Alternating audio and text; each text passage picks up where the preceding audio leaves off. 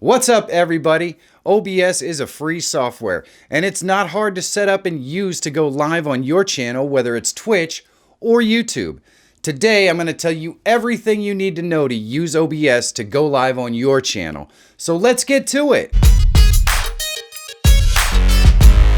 OBS Studio is an incredibly powerful free live streaming software that can enable you to create professional TV quality live streams from your computer for Twitch or YouTube. It allows you to choose from all kinds of camera and video sources and any audio source that you can connect to your computer.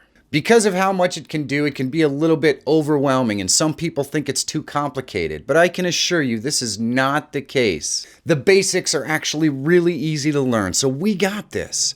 Stick with me and let's dive in. Let's start by explaining the OBS layout and what all these windows mean. In the lower left, we have a scenes window. The easiest way to think of a scene is as if it was a TV broadcast. You may have multiple scenes set up with a close-up of each person, and then one more shot with the entire panel at the table. During the broadcast, you can focus tightly on the person actually speaking, and then back out to the full table shot when you want to see what people's reactions are to his point. Each scene can have a different purpose on your live stream if you want it to.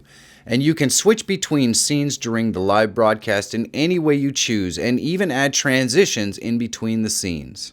Most YouTube live streams will have just one person, so you could use scenes to change the arrangement of the overlays on the screen, play a video you want to talk about, or even run sponsor ads to separate segments.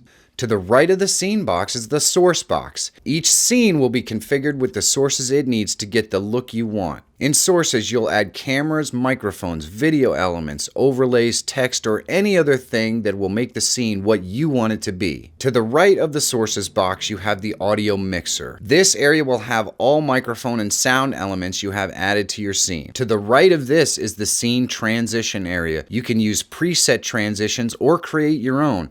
They'll play between scenes when you change from one to another. The final box in the lower right-hand corner is the control box. Here you can start and stop your stream or recording, switch to studio mode, or go into OBS settings. Above these boxes, you can have two different configurations. If you see one screen, this is the live broadcasting box. It shows you what you're broadcasting. If you have two boxes there plus a transitions box in the center, you're in studio mode. The box on the left is the scene you're switching to next, and the box on the right is the current scene being broadcast live. In order to set up our first scene, you're going to need a couple of things. You're going to need a camera for obvious reasons. I use two different cameras. I use my DSLR, and to connect my DSLR, I use an item called the Cam Link. What this does is it plugs in the HDMI out of my DSLR and allows me to plug it into a USB port on my computer so I can add that camera. The other camera I use occasionally is a webcam. I use this one here. It's 1920 by 1080. It's pretty cheap, but it works really well. You're also going to want to have a studio microphone of some sort. Now I use this one here. This is the Fifine T669. It actually comes with all of this, the arm, the whole 9 yards. It's actually a really good microphone for the price. If you're interested in looking at any of the equipment I just showed you, you can check the link in the description. In a pinch, I've seen people use their iPhone headphones with that microphone right there as their live streaming microphone. And let's face it, we all start out on a budget. We got to start somewhere. But if you're going to invest in anything from a live streaming perspective, I highly recommend that the first thing you do is get a good quality microphone. People will generally tend to tolerate bad quality video, but bad quality sound, usually that's a deal breaker. Now that we have our equipment, let's build our first scene. In the lower left of the scenes window, click the plus and add a new scene. I'm going to call it tutorial. Now in sources, we're going to build all the elements of our scene.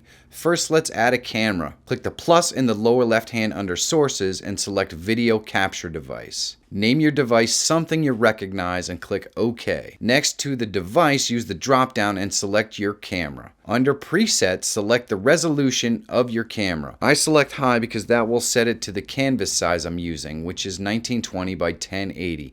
Then I click OK. Now you see the camera in the window. You can move this around anywhere you want and adjust the size by dragging the corners in the box. Let's add a microphone so people can hear us. Click the plus under sources again and select audio input capture. Name this device something you're going to remember and click OK. Next to the device, use the drop-down and select the microphone and click OK. Under Audio Mixer, you can see your device. Set your levels so they peak in the yellow and click on the Properties gear next to the right and select Advanced Audio Properties. There are a few things here we'll need to know.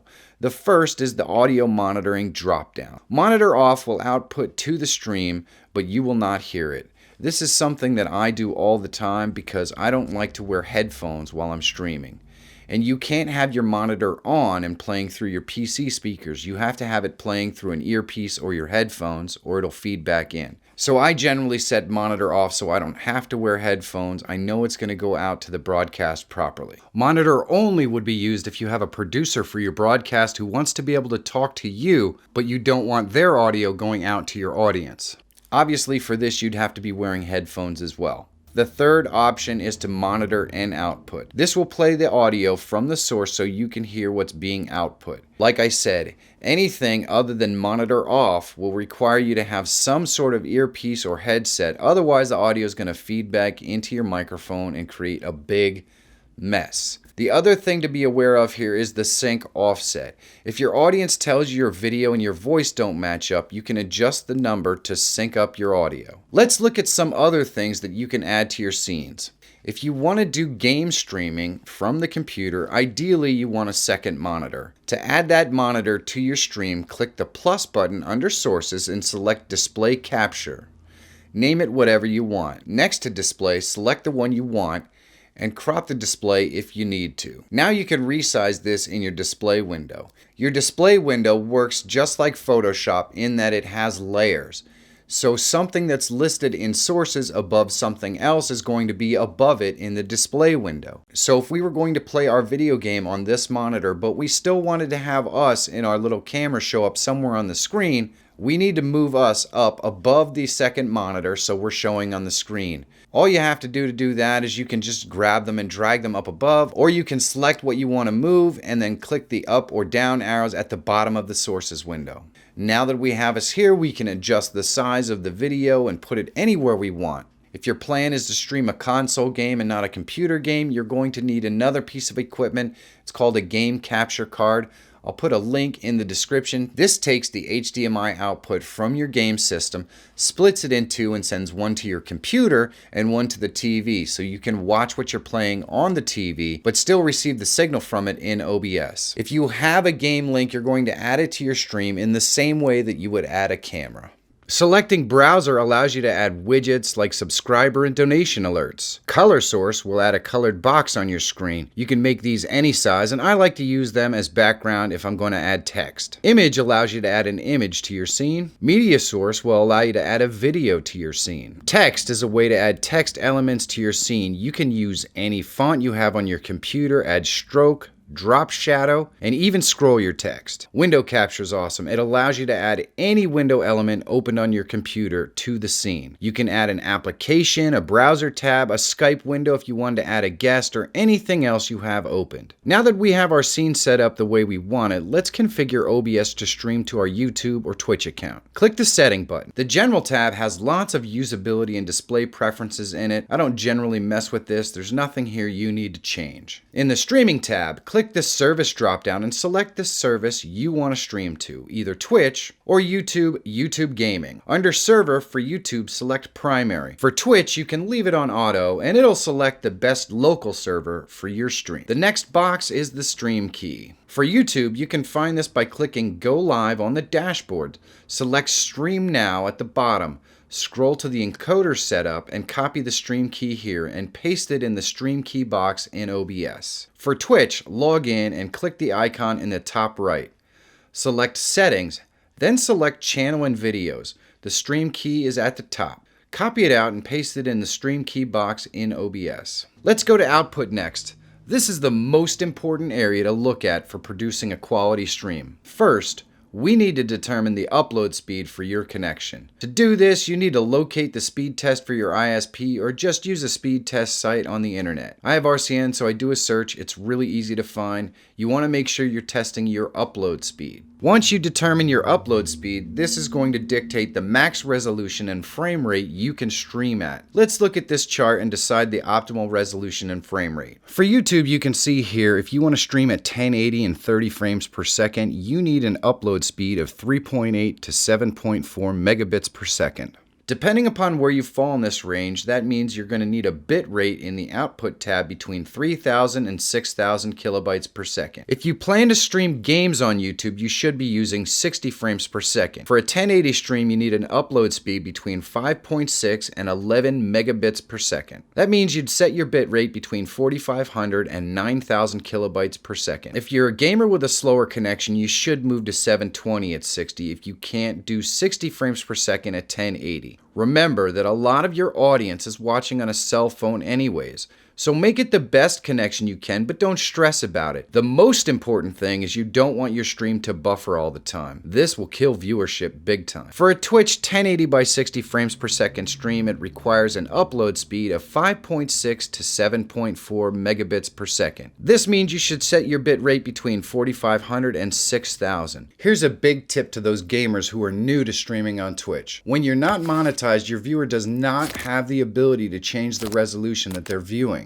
And since most people watch on their cell phones and sometimes they're not on Wi-Fi, this can really limit your audience. For this reason, I highly recommend if you're not monetized on Twitch, you stream at 720 by 60 frames per second. This gives you the opportunity to reach the widest audience.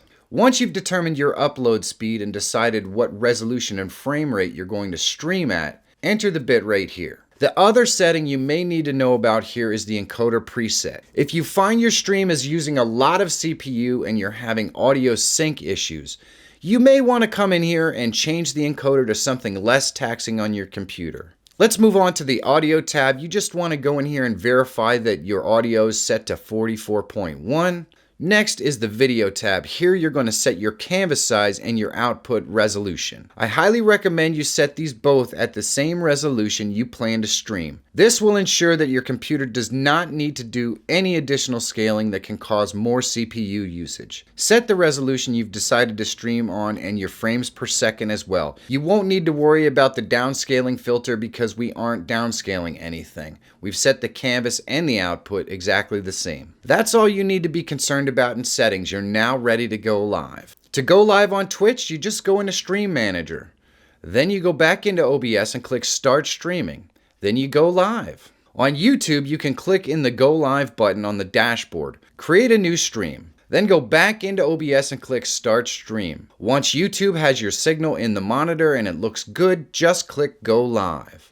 I told you we'd get through this. If you think I missed something or you still have a question, leave it in the comments. I respond to everyone. If you want to know how to add widgets for donation and subscriber alerts in OBS, check this video out right here. If you're always looking for tools, tips, and tricks that can help make you a better YouTuber, you're going to want to subscribe to the channel so you don't miss what we do next. My name is Michael Fira Jr. Thank you so much for watching. Have a great day, and I'll see you in the next one.